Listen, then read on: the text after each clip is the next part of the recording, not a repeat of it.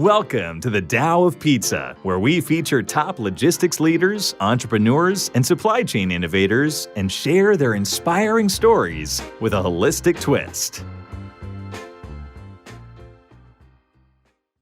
Mark Hiddleson here, host of the Tao of Pizza podcast, where I talk with top industry innovators in the warehousing, logistics, and supply chain business with a holistic twist. Today, we're joined by Dennis Hoang, and we're going to jump right into return logistics as a whole and how his team generates significantly better execution than the majority of companies offering return services. And we'll also both be giving shout outs to people doing great things in the returns logistics space. And before I introduce Dennis, this episode is brought to you by Specialized Storage Solutions. Okay, I've been in the logistics and storage industry for several decades, and I always hate to admit that I'm not old, but I know it's true. We provide industry-leading warehouse storage solutions nationwide. So basically, if you have a warehouse that needs racks, shelving, carts, conveyors, and mezzanines, we help with the design, engineering, installations, inspections, and repairs to help our clients optimize their logistics experience. Sometimes, Dennis, people don't even realize we actually help with permit acquisition services. So we like to take a holistic look at your entire business supply chain ecosystem and help our clients develop the resources for continually improving their operation. So learn more, check out our website, specialracks.com, or give me a call at 707-732-3892. And I also give my personal email out to podcast listeners, markhiddleson@aol.com. So if you're ready to take your warehouse storage and retrieval systems to the next level, give us a shout. I got one more thing before I introduce Dennis. There was a string of people I need to thank than how we met, and I'll explain it once I introduce Dennis. But Dr. Jeremy Weiss of Rise 25, Paul Jarrett of Bulu Group, Joey Spangers of Tycor, Kevin Lawton of the New Warehouse Podcast. And I even have to give a shout out to one of my associates from JFK University, Donald Gerard, and I'll explain why in a minute. But today we're joined by Dennis Hoang. He's the COO and co-founder of Patturn. He's got 10 plus years experience of the reverse logistics and the returns industry. And look, returns are an ever-growing problem with customers experiencing unmet expectations and buyer's remorse. So solving the returns issue is essential to a company's financial success and for the impact of the planet. Patturn fits into the puzzle by providing a fully managed return solution that optimizes every step of the returns process. Their dedicated platform was built to solve the logistical puzzles of returns. And until now, the only guide on reverse logistics was a book written by Rich Bolger, which is updated for 2024. Other than that, the earliest version of reverse logistics was written in the early 90s. Dennis, welcome to the Tao Pizza. Thank you, Mark. I appreciate that awesome intro. I would have never written that myself. I found some of the stuff on your website, but I also saw the podcast you did with Kevin. And one of the reasons I had to give all those shout outs is I have somebody I work with. They're kind of a podcast coach, business coach, or one of the resources is Jeremy. And he was kind of sharing with me how to tag people on LinkedIn, a certain strategic, because you don't want to just tag everybody on everything. But I did an interview with Paul, and Paul had tagged a few people that, it made sense to mention them in the interview because it came up. So, one of them was Kevin. So I looked at Kevin. I've been wanting to connect with Kevin. He does the New Warehouse podcast, and Paul Barrett, all these, Paul Jarrett, he's been on the podcast. Jeremy's been on my podcast. So those are all episodes.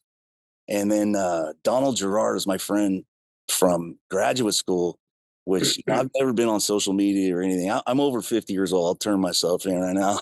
I'm not in the digital native or whatever. You don't look a day over 40. Well, that's because I'm at the Indian Springs Resort in Calistoga trying to rejuvenate my youth. But all those things is kind of how we met. And it's cool about the podcast and how you meet. I had to give all those people shout outs. And even Donald was the one that first suggested I get on LinkedIn back in probably, I think it was 03, 04, like whenever LinkedIn first, and we were teasing, we're like, that's a dating app. It's called Linked Up. And we were calling it Linked Up. Oh, you're on Linked Up. Oh yeah. That makes sense. That makes sense, right? But yeah, I got on it and now it's, I really use it. It's a great tool for connecting in business. But anyways. I agree with you on that. So that's how you got on the show. So share a little bit about your journey and how you got into reverse logistics, because it's a great topic. It comes up for me all the time, but How did you get into it? Yeah, I bet it does, especially on the storage side, right? Like how much space is being saved, how much space in your warehouse is being dedicated to that piece of the puzzle, right? If your business is generating $100 million in revenue, a significant portion of your warehouse has to be dedicated to that one piece, right? But how I got to the business, crazy story. So my parents essentially had a small started. It started with a small computer shop here in DFW, so Dallas Fort Worth. And long story short, because of their connections with working in industry of the electronics, they started partnering with the Dells of the world, the HPs of the world, and those big computer companies. Just because for some reason those big computer companies really didn't have those capabilities, right? So in short, it started off with my parents. And what happened was, historically in Asian culture, we grow up working alongside our parents, right? So that meant weekends, right? I'd go out to the store and help out my parents, right? And long story short, I grew up with the business, right? So, um, you know, the 10 year that I say it's 10 year, I say the 10 years of nuances, but honestly, it's ever since I was young, right? But I'm 28, but if I started when I was 10, it doesn't really make sense. Or like, I Yeah. don't look like I have 18 or 19 years worth of experience, right? And often people don't perceive that, but I mean, I just say 10 as a flat rate. Yeah. We But have my oldest it, is 29 and he's like, yeah, I think he was, I mean, it was probably 11 when we started paying him, but he was yeah, working yeah, right. before And he that. was probably He was Yeah, he was still, probably helping out. He was probably helping out yeah, pops at the shop, right? yeah, Like building custom stuff for you. So I yeah, wouldn't be shocked. yeah, Um, so essentially, the one of the problems my parents always had was they never really had a system in place to help them manage all of the essentially the repairs they make, right? For electronics, especially in laptops, there's you have to really track cost, and you really have to each thing that you repair is unique, and they're not necessarily all the same, right? And then tracking the cost part, it has been the hardest part for them. And they tried going on the hunt to develop kind of a similar software to what we built, but it never came into fruition. And as I got older, maybe about in 2018, 2019, my brothers and I took on more of a management role or a more strategic role because we got older. So I finished college after that, and what happened was that we found the same thing as well. There's not a lot of return softwares that is available on the market, right? Most There are return softwares, but most companies keep those behind closed doors, right? Like, oh no, only I get to benefit from it, yeah, right? So yeah, and that's the reality of it. yeah, it And then is. what It's great happened? because you mean like, so you Yeah, build something for a client that's unique to their needs, and then they don't want you to just like, okay, every per se it's the apparel business or it's electronics or somebody. They don't want their competitors to have the same strategic advantage because you can really make returns a strategic advantage. Is that what you're saying? Then once you create a solution, nobody wants to share the best practices or whatever. yeah. I mean to be fair, I get it. I get it. Yeah, It's totally understandable, right? No one wanted to share their secret sauce, yeah, right? So we were like, it's our turn to create that secret sauce. So we essentially, my brothers and I came together. We essentially wrote out every single piece of the business that we have a problem in. So whether it was online selling, whether it was tracking repairs, whether it was receiving, whether it was warehouse management, whether it was people management, that's basically what we describe as Patturn. It is the all-in-one system that helps us manage this returns business. So everything from returns initiation, everything from the nitty gritty part, right? Earlier we were talking about like how you built a kind of like a conveyor belt system for a for a company to kind of essentially bring in their returns and process it, right? That's a big piece of the returns puzzle that isn't being solved very well, right? yeah. And then So they're lastly, in solving it with the equipment. I mean, really, the system should be driving the equipment and the way a lot of people look at it. I mean, I want them to buy equipment from us. I take 30 years experience. The client I worked with was John Salvatore, so I wanted to give him a shout out. That was one of the things we promised would give people a shout out who are doing it well. But for them, they're throwing a lot of labor at the problem. So and it's seasonal. So sometimes you might only be 5 or 6 people because it's Oh apparel. So yeah. things sent, and then sometimes you need 22 people. So we built a system that was flexible, could handle, if you were just doing 4 with a regular volume. But they don't have software, and their challenges are. So that's why I'm curious about your solution, because there's some stuff I look at the pile and you can always tell the return. What I love is I go into a warehouse and I can go, oh, that's your return section right there. People are always amazed because you can just Yeah, go, they're always and like, it's like they're always going to be like, oh, we gotta let's walk this way where it's they like don't. clean and nice, right? Yeah, But no, they won't take you to the back room where the returns are just piled probably as high as they can be, right? yeah. Yeah, that's But common. That's so common. there's multiple. So when you get a return, you have to give the customer. So with theirs, they have to give the customer a credit and then kind of take it out of the packaging it came with. Then, uh, so they process it in, give the customer credit. Then they have to clean it. Then they have to repackage it and then put it on the shelf. And so Yeah, all these, and so let's share some of how you guys solve that puzzle of getting all that and awesome. deciding, should this even be here? Should we just donate this before it even You're hits right, them? right. Those are common great questions, right? The reality is that returns are a 100% loss plus the cost of shipping back and forth, right? Historically, people provide free shipping there. So let's say on average, a T-shirt costs about $8 to ship to the customer, right? Let's say it's $8 for some reason, right? And then Jerry doesn't like the T-shirt for some reason, and he only wore it for like a week.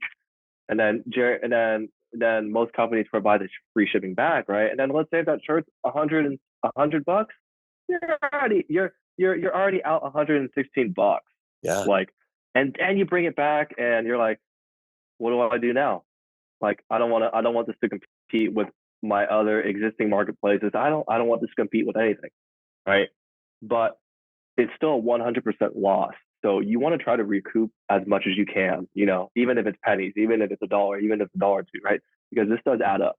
But how we're different is a lot of times companies are there's honestly the reverse logistics ecosystem is still really broken. In there's one company working on one piece of the puzzle, and then there's another company working on another piece of the puzzle, and then there's another company working on the last piece of the puzzle, right? So you'll get a pallet here, and then you have to ship it to B warehouse, and then after you ship it to B warehouse, it needs to go to C warehouse to go like get fulfilled, right? And you can see how much of a cost that's going to be overall, and that's why for us we wanted to do everything under one roof, so that way it really helps save on cost.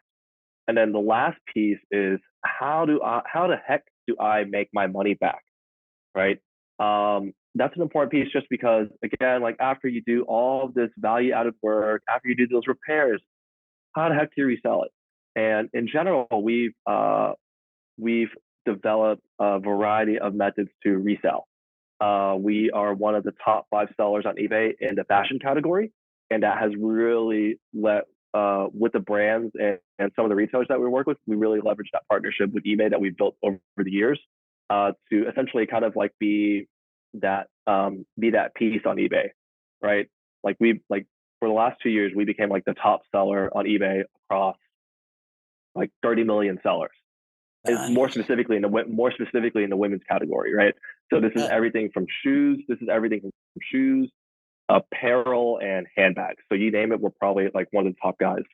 Yeah. On top of that, another marketplace that is known for fashion is known as Poshmark. We are one of the only software companies that is directly partnered with them. We work with the development team pretty much on a daily basis to essentially upload our inventory, everything to make everything like from a enterprise client, like to make sure everything's smooth sailing.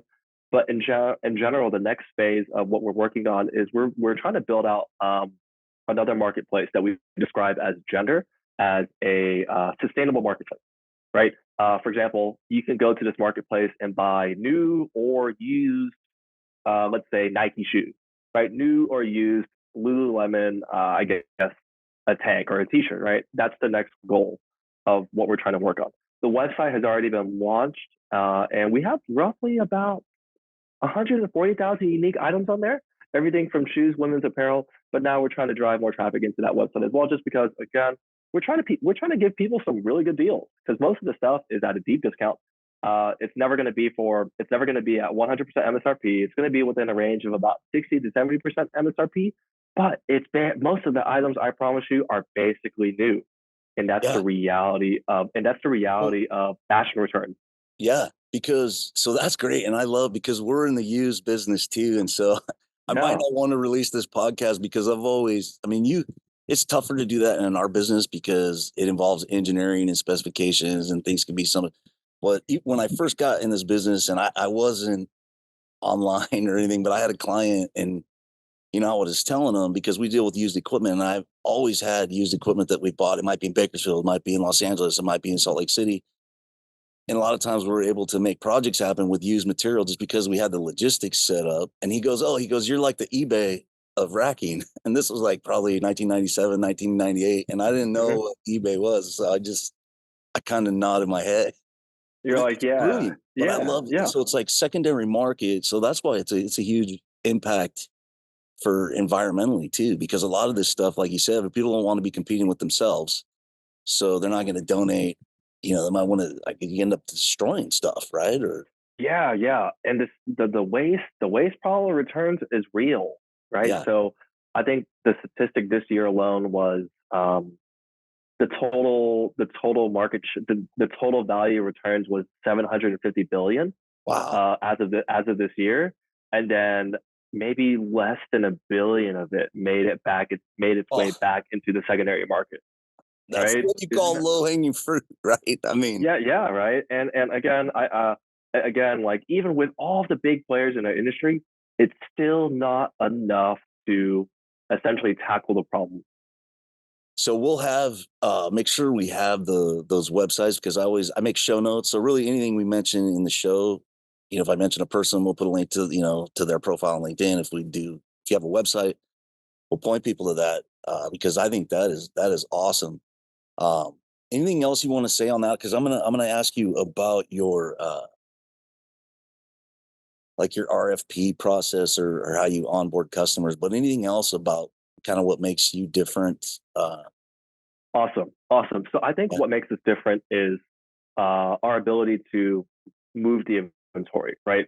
A lot of times brands will partner. A lot of times brands will partner with a lot of different returns partners, right? They'll build them fresh websites. They'll build them a network of return specialists, but it's not really getting rid of the inventory. For us, we're able to effectively get rid of the inventory and still have them make some money off of it as well. Because at the end of the day, they want this inventory. Ideally, our goal is to never throw away, right? Like we'll always try to figure out a strategy of how to reduce that waste, right? Just because I promise you, like if I like, there's a lot of waste that happens, and that's our effective goal. Yeah. And so I'm thinking of a hybrid solution too, because in apparel, I mean, this is how we got involved in projects is, I probably have 4 or 5 clients in apparel and it's consistent. They have like 30% returns because people order multiple sizes. Like they'll order a small, large, or medium and large, Mm-hmm. and they return the one that doesn't fit. So it's Oh built yeah, in. because They know. yeah, yeah. Oh yeah, they know. That's And I don't know the term. I don't know the term for that, but I mean that's what people do. Like I'll buy like or not I'll buy. People will buy like a size 9, 10, and 11 like sneaker, right? Let's say it's some kind of athletic shoe. They're like, let me try out 3, and then I can return the other 2 for yeah. free at no penalty. Then that's the reality of it, right?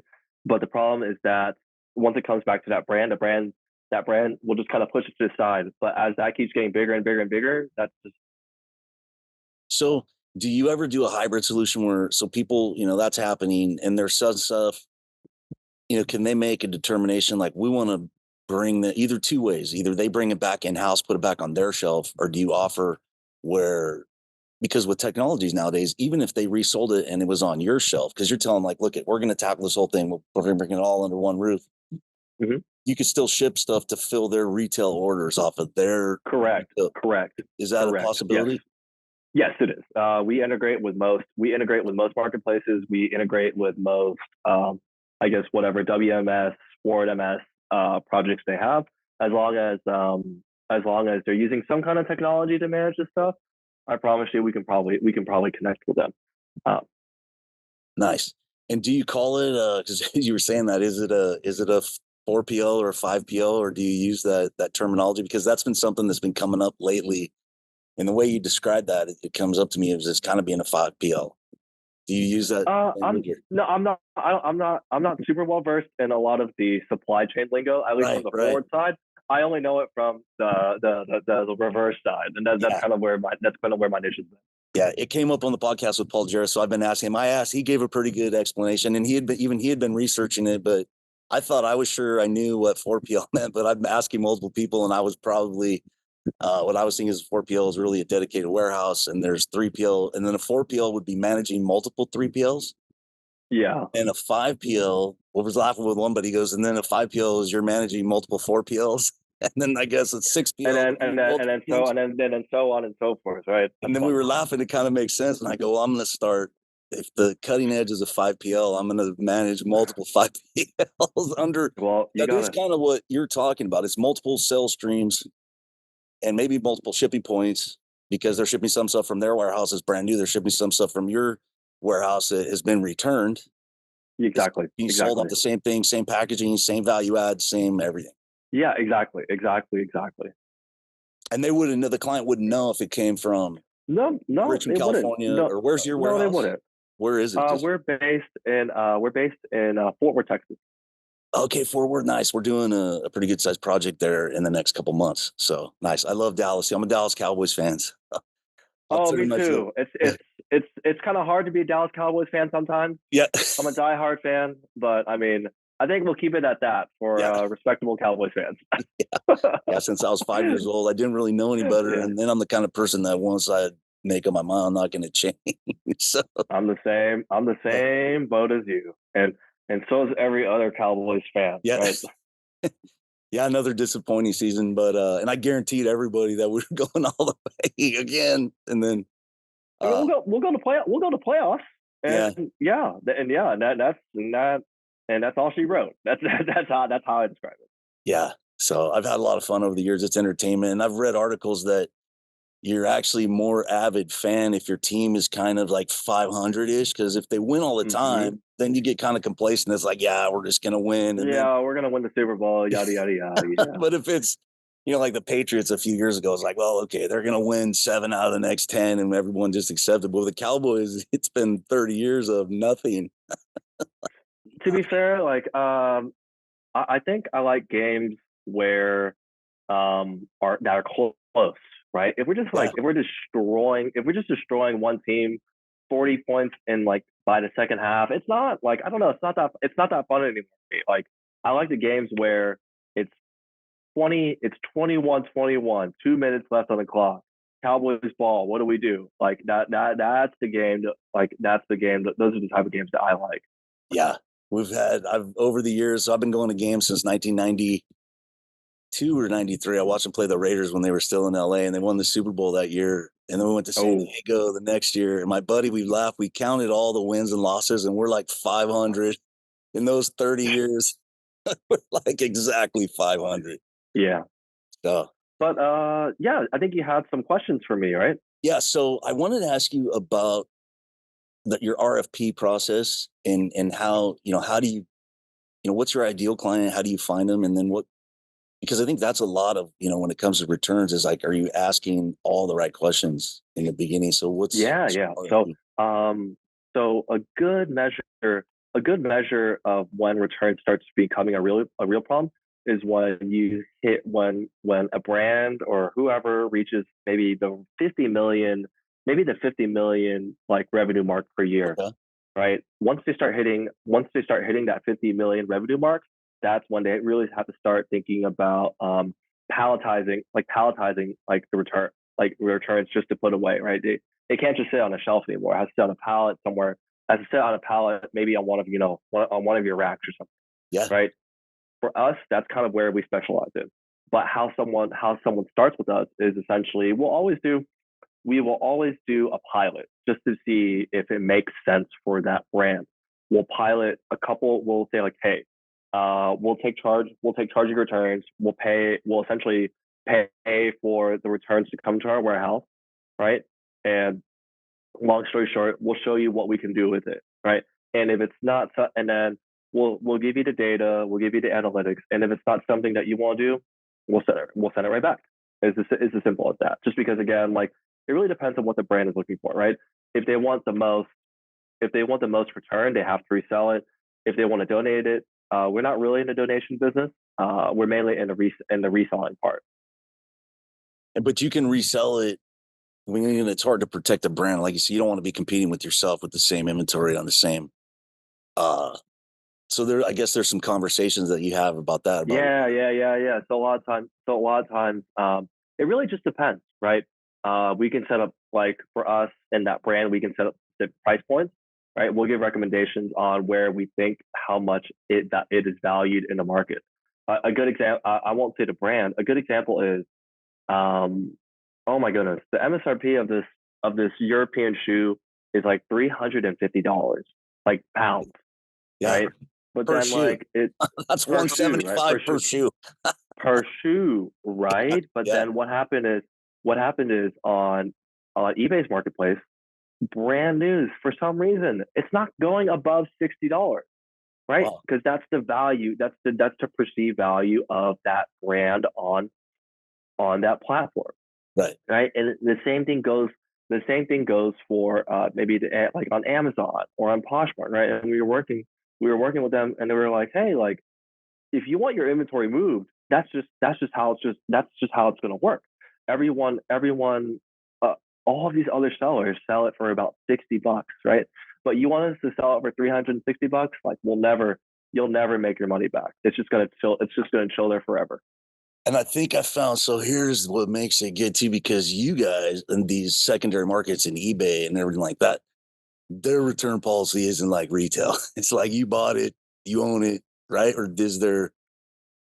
So it's a mixture. It's a mixture of things. Is it? So we purchase liquidations, but we actually also partner with directly branded retailers. The stuff that we purchase, we have more price controls, right? But when it comes to the actual partnerships with brands, we don't have nearly as much price control.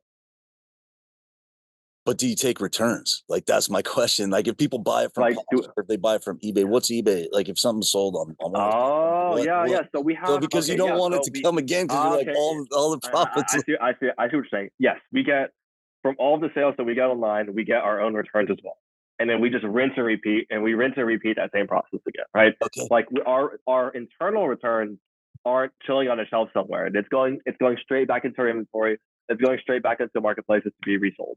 You guys are going to reach a point in volume where you need to hire a 3PL for returns because you're doing too much for your own. Yeah, no, like it's nice that we've we're dedicated to returns, so we have to do it ourselves too, right? That's just kind of the nature of the beast, right? Like e-commerce is going to have forward sales, but then it's going to have returns as well.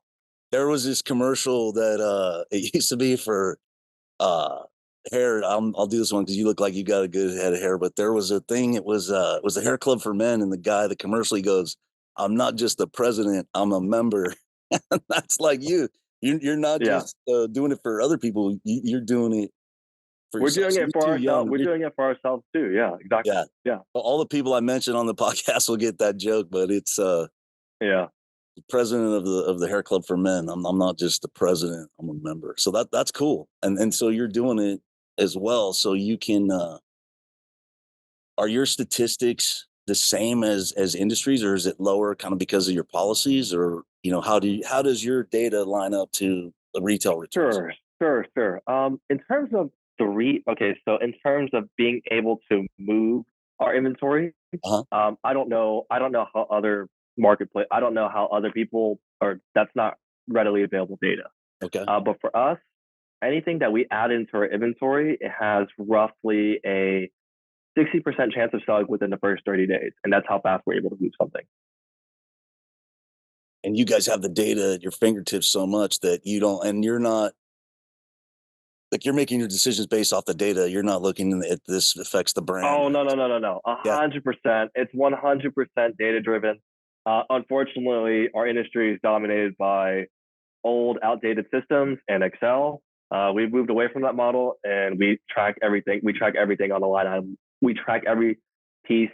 Every time we receive something into our inventory, It's going straight into kind of like a data pool that says, hey, what should we do next? And that's kind of the key. That's kind of essentially the key differentiator. There's this kind of coin term in reverse logistics called disposition.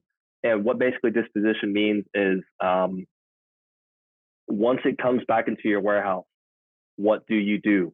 Right. And a lot of times people say, oh, I think it should go here. Oh, I think it should go here.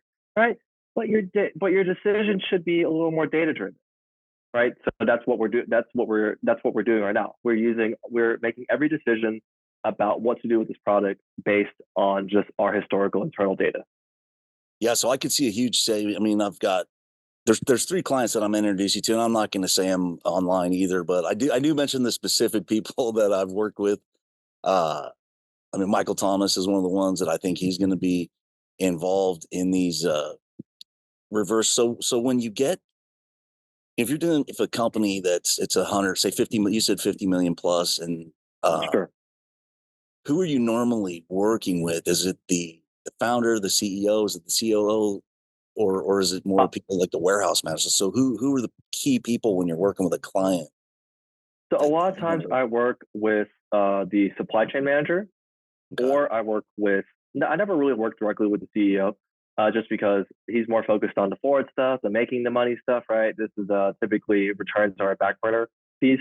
A lot of times I'm either working with their internal sales team, or I'm working with their supply chain team.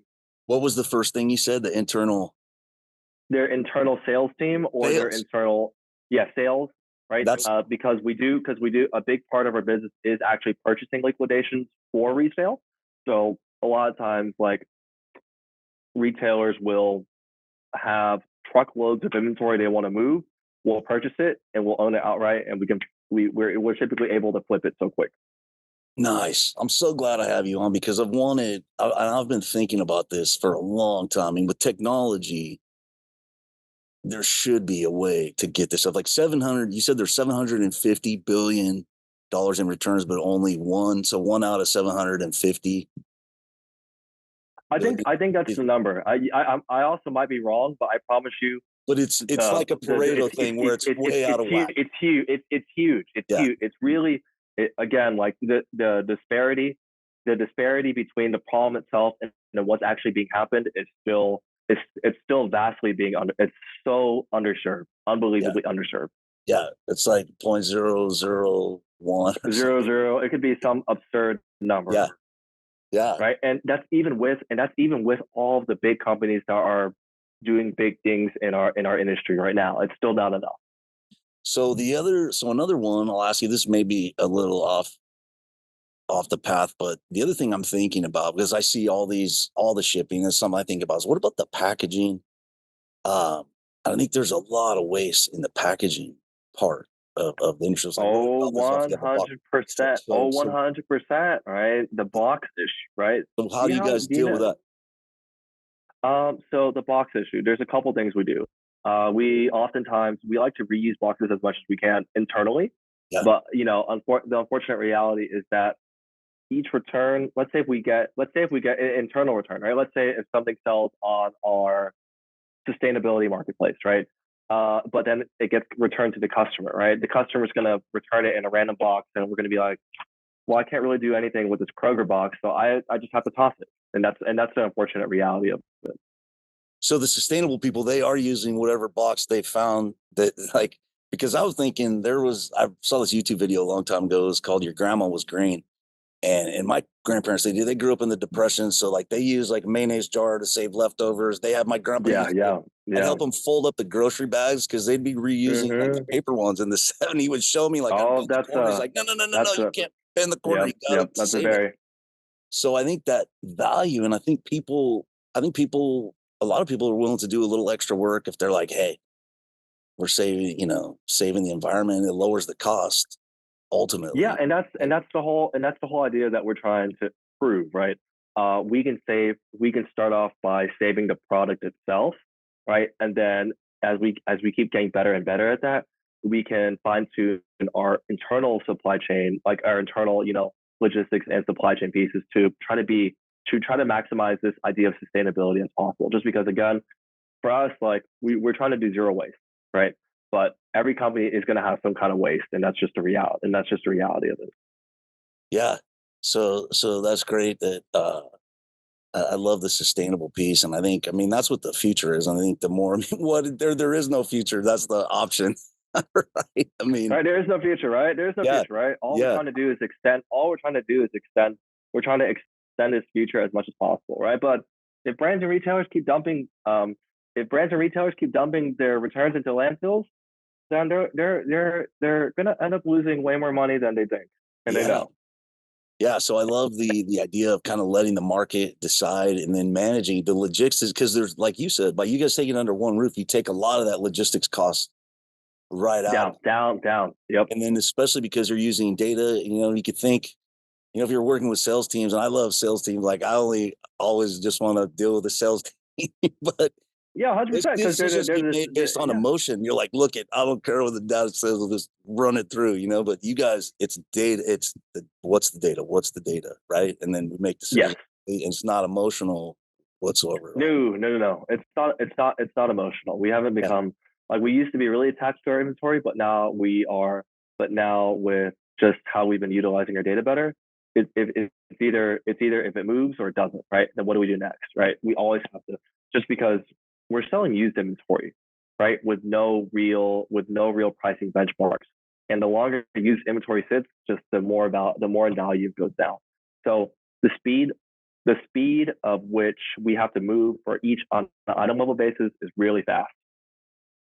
Nice. So I just thought of, I'm going to ask you a selfish question. I hardly ever do this. Like, so I'm trying to envision your warehouse and what kind of systems you have, like racking, shelving, conveyors. What do you have set up? Is it 2 pallets deep, 3 pallets? Is it mostly floor? Like what's your? Yeah, sure. So our warehouse is straight racking, straight Okay. to the roof. Our roof is about 20 feet, and there's maybe about like from the racking to the roof itself, there's maybe about a 5 foot gap. So Uh-huh. we're up at the top. We're at the very, very tippy top. We have pallet storage, we have bin storage, we have the whole shebang. And you kind of mentioned the used racks. Yeah. All of our racks are used. They're not brand new, which is Yeah. great. So we're saving on we were able to save on costs from there. But in general, we're utilizing. So we operate out of 2 warehouses in DFW. Uh-huh. The biggest one that we operate out of right now is about 50,000 square feet, and I promise you, every inch of that warehouse is filled. So Nice. it's not with just straight warehousing racks. So I have a few Nothing friends. automated. Nothing. Who does your racking? Just out of curiosity, because I know there's 2. Do you know the name of the company? It's good if you don't know the name. It's good. I do. I don't remember off the top of my. Okay. I don't remember off the top of my head, Yeah. unfortunately. Yeah. I have a friend of mine, Alan DeYoung, he's retiring. And they're out of Shady Prairie or Grand Prairie. It's Probably Grand Prairie. Grand Prairie. Yeah. They're at Grand Prairie. And then one of the biggest guys in the business is called warehouserack.com. And that's Neil Camberg. And they kind of are the eBay of, I mean, That might be them.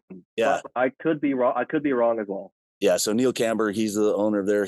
Both those guys helped me when I was young. When I first started my company, they gave me credit lines. They gave me, we promised we were going to give people shout outs in the reverse logistics, but those are shout outs for racking. But yeah, I'd love to visit your warehouse. I'm going to be out there in the next few months. So I'll make sure. I love doing warehouse tours. I think it's one of the greatest ways to learn.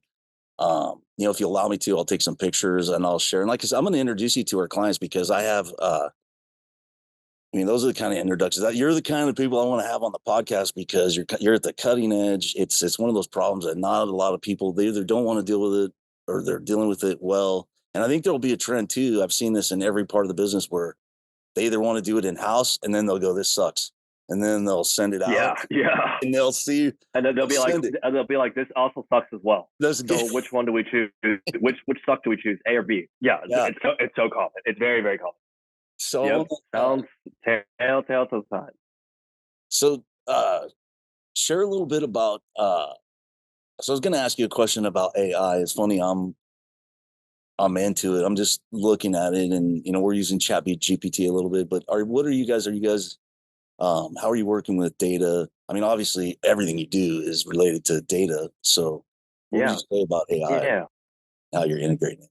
Oh, that's kind of the next step, right? Like, ideally, every item, every return that you receive should have a smart data-driven decision, right? And if we can incorporate AI into there, into being like, hey, this is how you can take it even further. That's right. That's the next goal of us as well. That's what we're trying to figure out how we can incorporate it, right? The term is smart. The coin term is smart disposition. Uh-huh. Because this right now, disposition is the term. And I'm glad, like always, I love adding to the vocabulary. That's another reason I started the podcast. Like, how do I learn? How do I learn new stuff? So, and then the smart disposition, you basically get a client set up for success, that they have the right systems in place for collecting the right data, connecting it in the right way. Then you can bolt on an agnostic AI Correct. system. Correct. Correct. Smart. Yeah. Correct. Nice. So, what are some, do you have any morning rituals or daily rituals, or anything you want to share kind of more on a personal Yeah, level? yeah. I think one thing that my brothers and I love doing, because so I'm one of the co-founders, but I have an older brother Davis who's the CEO, and then I have a younger brother Doug who's the CTO. One of the things that we really try to do outside of work is to do something hard. Does that make sense? Like Yeah. whether Challenge. it's working out, challenging myself outside of work. Yeah. And what we've been training for is a marathon, and I have a marathon here at the end of this month. So I'm super excited for it again. Nice. What's it called? It's called the Irving Marathon. So it's going to be here at the end of the month. So we'll And you post a know, link. We'll post a link to it so that on the oh show goodness, notes. oh Yeah. goodness. I wouldn't want anyone to watch me run. So It's an ugly process. yeah. So I do cycling. I've been doing it since I was 47. I'm like, I want to be able to Oh do goodness. something awesome. It was a 64-mile ride, like 3,500 feet of climbing, and I wasn't a cyclist at all. Like, I Oh, love oh wow. bicycles. Like, I'm a sustainability guy, but my idea is bicycles, like riding your bicycle to the store to get a 6-pack of beer. And I work out in other Yeah. ways. I like to lift No, but weights, that's fantastic. Like but I 60 did that miles, big like bike that. race, Yeah, five and a half that's hours. an achievement. That's an achievement in itself. Like Yeah, that's a significant amount. I have friends that are doing because I have friends on social media that will essentially post their bike rides, and yeah, sometimes they'll ride for 5 or 6 hours, and they'll get like 80 or 90 miles in. So some insane, some insane like kind of like Texas road trip kind of like mileage. It's shocking, but so how are you um training? I think a marathon's a little hard. What do you think you're going to finish it in, like 4 or 5 hours? What's your four goal? to 5 hour range. Yeah, Honestly, I'm not. I don't describe myself as a runner. I don't enjoy running, but I enjoy the process and I enjoy the results of yeah, it. I enjoy the process and the results of it, right? Like like when you started biking, Mark, oh, it was a pain, right? yeah, But then you're like, but then as you kept getting better and better, you're like, oh, I can push a little harder. yeah, I can push even harder now. Oh wow, this wasn't as bad as I thought it was, right? And I like really trying to challenge myself on those goals, right? I'm not super worried about my time. I'm not super worried about my placement. I'm more worried about, hey, like, am I giving my 110% into this thing?